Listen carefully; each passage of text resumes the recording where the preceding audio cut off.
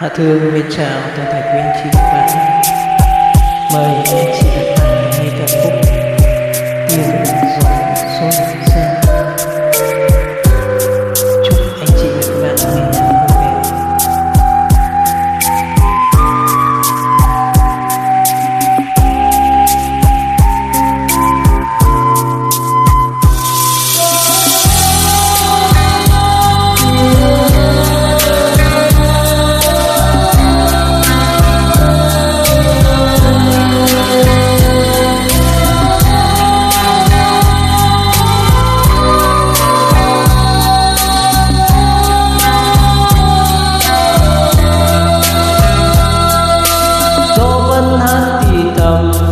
Đến bên tôi như thật gần, gió muốn nói điều gì tha thiết.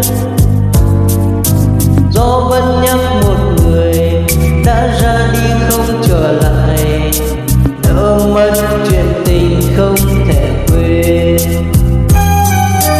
Ước những chuỗi ngày dài ấp ôm bao đêm huyền diệu, ánh mắt ấy giờ lại xa lắm.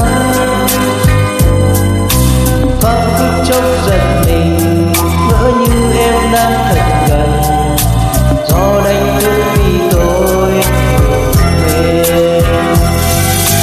Thăm anh sao bước qua đêm nào, chờ mong ngày mai cơn bão. Và gió vẫn thế, gió mang tôi đi tìm em. Dẫu có lúc nước mắt luôn rơi như hạt sương bé nhỏ, gió sẽ hát rì rào, gió ru tim tôi ngày ngày mãi xôn xao.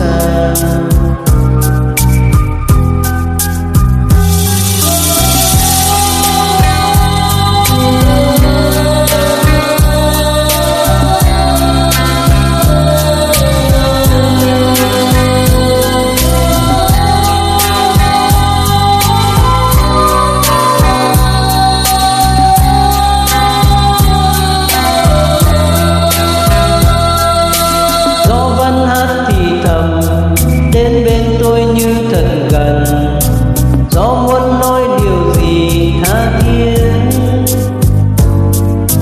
Gió vẫn nhắc một người đã ra đi không trở lại, nỡ mất chuyện tình không thể quên. Bước những chuỗi ngày dài ấp ôm bao đêm huyền diệu, ánh mắt ấy giờ lại xa lắm. Thoáng phút chốc giật mình, ngỡ như em đang thật gần, gió đánh thức vì tôi về. Thăm anh sao bước qua đêm thâu, chờ mong ngày mai cơn bão. Và gió vẫn thế, gió mang tôi đi tìm em.